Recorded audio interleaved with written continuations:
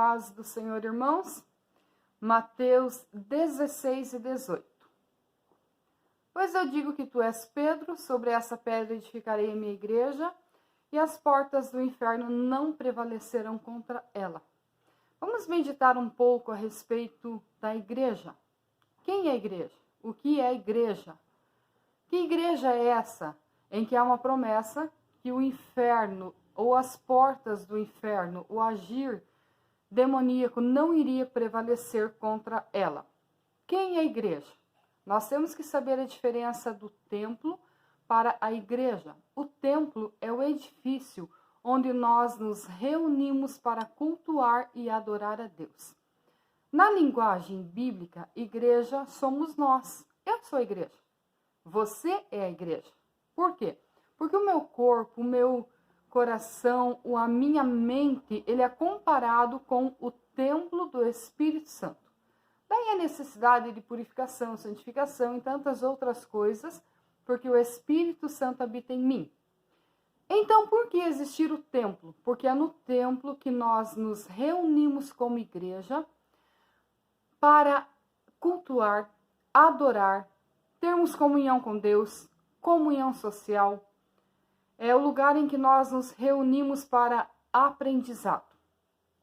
Por que as pessoas estão deixando de ir à igreja hoje? Porque a igreja tem um papel fundamental na formação do caráter.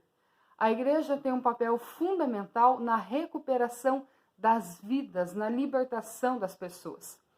E nós sabemos que as pessoas fogem do confronto. Hoje nós estamos em uma época, com uma geração em que não foi criada ouvindo não foi criada com cortes, com diretrizes, com disciplina, como nas gerações passadas. Nós ainda temos educação, ainda temos informação, sim. Mas nós não temos aquela disciplina que nós tínhamos alguns tempos atrás. Por causa disso, as pessoas também estão se distanciando da igreja. Por quê? A igreja não é um lugar de diversão. Se eu quero diversão, eu não vou na igreja, eu vou no parque. Se eu quero bajulação, eu não vou na igreja, eu busco autoajuda. Ainda que a igreja faz um trabalho social lindo, tanto na questão de ajudar pessoas enfermas, com dificuldades domésticas, problemas financeiros, a igreja age em todas as áreas, sim. Mas o papel fundamental da igreja é trabalhar a mente, trabalhar o caráter, a espiritualidade, a ponto das pessoas ter confrontos pessoais, olhar para dentro de si, reconhecer que são pecadoras, necessitadas de Deus e desenvolver dentro de si o espírito de luta. Que luta? Lutar contra os próprios desejos, lutar contra o próprio ego. Bem, quando eu não entendo o que é ser igreja, eu exteriorizo as lutas.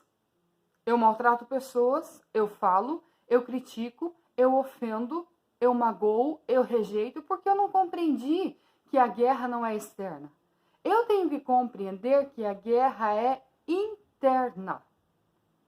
Isso é fundamental para mim e para você como igreja, quando Jesus disse: as portas do inferno não prevalecerão contra a minha igreja. Ora, que igreja é a igreja de Jesus, se tem milhares de igrejas? Jesus não se referiu à instituição, ao edifício, ele se referiu à santidade. Quem é santo? Eu não conheço a tua vida e você não conhece a minha. Mas o nosso Deus, sendo onipotente, onipresente, onisciente. A onisciência é um dos seus atributos. Ele conhece 100% a nossa mente e o nosso coração e ele sabe quem faz parte da sua igreja. Mas nós também temos que compreender a diferença da parte administrativa da parte espiritual, que é onde muitas pessoas confundem. O que é a parte administrativa? Como funciona? Por que nós contribuímos na igreja? Porque se alguém sobrevive sem dinheiro hoje, eu não conheço. A igreja não é diferente na parte administrativa. As nossas contribuições, elas são revertidas em pagamentos, em aluguéis, em sustentação do templo e em tantas outras coisas. Essa é a parte administrativa e ela funciona naturalmente, mas ela não é a primazia. Então, qual é a primazia? A primazia é a parte espiritual, onde o Espírito Santo age nas nossas vidas. Agora, como é que o Espírito Santo virá sobre as nossas vidas? Se nós buscá-lo incessantemente, se nós nos santificarmos diariamente. Caso contrário, o Espírito Santo não virá sobre as nossas vidas. E um templo, chamado igreja, que perdeu o Espírito Santo, ele se torna um clube, ele se torna um agrupamento de pessoas sem propósito, sem objetivo, sem personalidade. Porque Jesus disse, vocês devem ser meus imitadores. Jesus disse, venham a mim, para quê? Para que vocês possam conhecer o Pai. Jesus disse, eu e o Pai somos um. Então, como eu vou até Jesus? Através do Espírito Santo. Perceba que é um processo, talvez você nem compreenda exatamente esse processo, mas é um processo muito lindo de aceitar a Jesus como Salvador. Eu fiquei crente hoje, eu compreenderei tudo, jamais. Você passará muitos anos na igreja, todos os dias descobrindo algo lindo. Mas a igreja não é um lugar monótono? Não. Na igreja não existe monotonia. Na igreja existe vida. Na igreja existe novidade. Na igreja existe salvação. Na igreja existe regeneração. Claro que a igreja, o templo, a igreja é um agrupamento, um ajuntamento de pessoas. Algumas mais desenvolvidas, outras menos, não importa. O que importa é que não pode se perder o processo, não pode se perder o propósito, não pode se perder a essência da igreja. Vamos pensar agora sobre as frustrações de algumas pessoas a respeito da igreja. Por que as pessoas se frustram com a igreja? Vamos analisar as posições sociais fora da igreja. Um é empresário, outro é empregado. Um é rico, outro é pobre. Um é rei, outro plebeu e etc. Cada um de nós temos as nossas funções e posições fora da igreja. Quando nós nos reunimos no templo, isso não existe.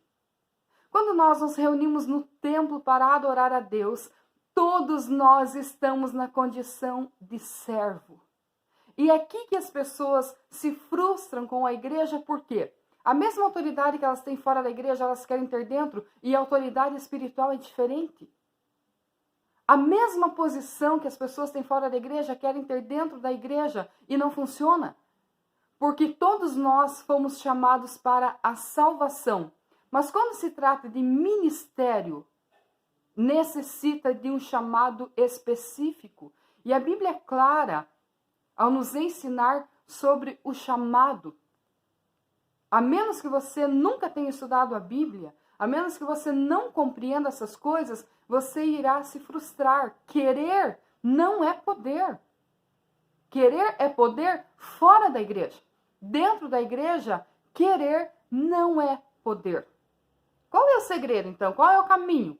O caminho é a entrega total ao nosso Deus. O caminho é o caminho da humilhação, porque diante da humilhação vai a honra. E enquanto a Bíblia diz que o resultado do orgulho é a destruição, então perceba que todos os nossos conceitos que nós temos fora da igreja, eles caem por terra quando nós estamos diante do Deus Todo-Poderoso. Agora, eu irei me comportar como igreja que glorifica e que agrada a Deus, se eu compreender quem é Deus. Por que então pessoas escandalizam o evangelho? Porque são pessoas que nunca entregaram o coração para Jesus. Elas vieram para a igreja para participar de um grupo, de um conjunto. Elas vieram para a igreja porque elas encontraram um apoio em alguma área da sua vida. Mas há uma diferença nítida entre essas pessoas e aquelas que entregaram o coração 100% para Jesus.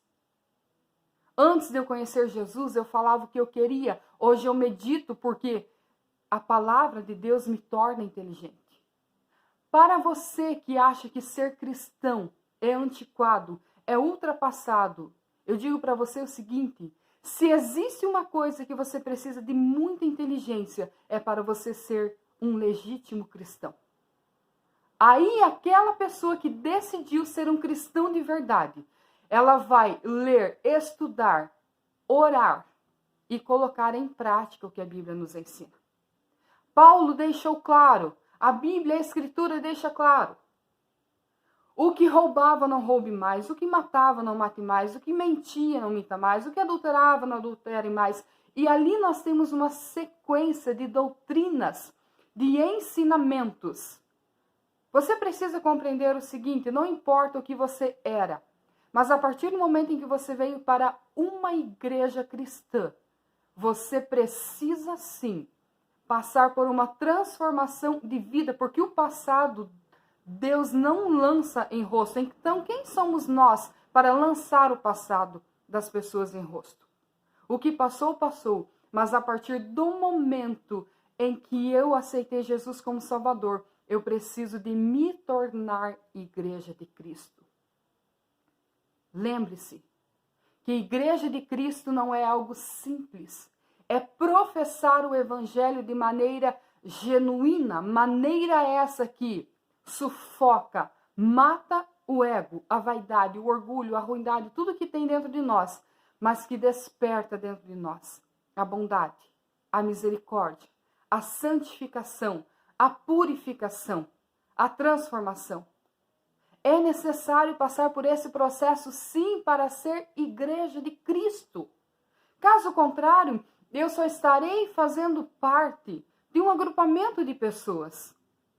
Mas quando Jesus disse, as portas do inferno não prevalecerão contra a minha igreja, ele estava dizendo, eu conheço os que são meus.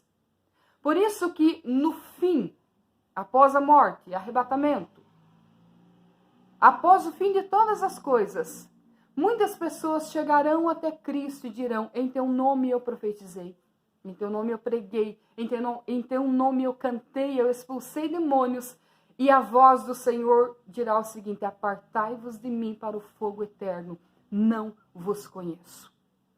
Essas palavras de Jesus, elas são tão profundas, elas são tão doídas, tão sinceras, tão severas, mas nós temos que aprender com elas.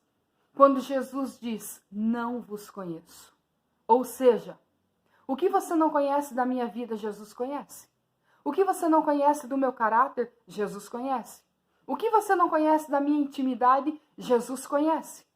O que você não conhece do meu ser e vice-versa, que isso serve para mim e para você, Jesus conhece. O que fazer então com as fraquezas? Lutar contra elas. Não deixar elas dominar e destruir. O que fazer então com as tentações, que é algo real? Encará-las. Não ignore as tentações, elas são reais. E se você não lutar contra elas, você se transformará num perdido, num perdedor. Lute contra as fraquezas. Lute contra as tentações. Se posicione, desenvolva o amor, a paz, a sabedoria.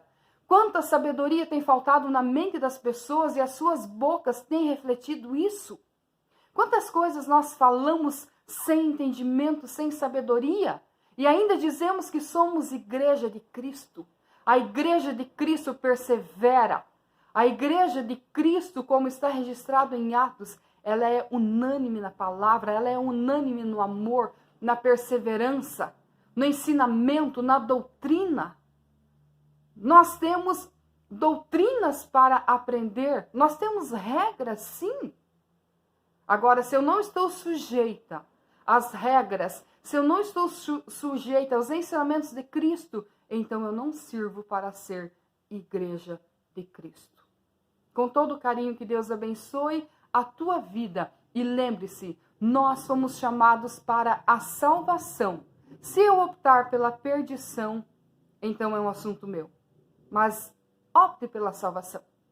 Esses dias em que nós passamos em quarentena, eu não sei qual é a tua visão, ainda que trouxe dificuldades financeiras E em várias áreas da vida nós somos conscientes disso. Mas foram momentos de reflexão. Foram momentos de você olhar para dentro de você. Foram momentos de aprendizado. Foram momentos de leitura, de orações, de momentos com Deus. Para outros foram só momentos de tédio. Mas para mim foram momentos de me aproximar do meu Criador. E eu desejo o mesmo para você. Faça de tudo, lute contra tudo, mas lute com sabedoria, lute com propósito e glorifique a Deus na tua vida. Que Deus te abençoe em nome de Jesus.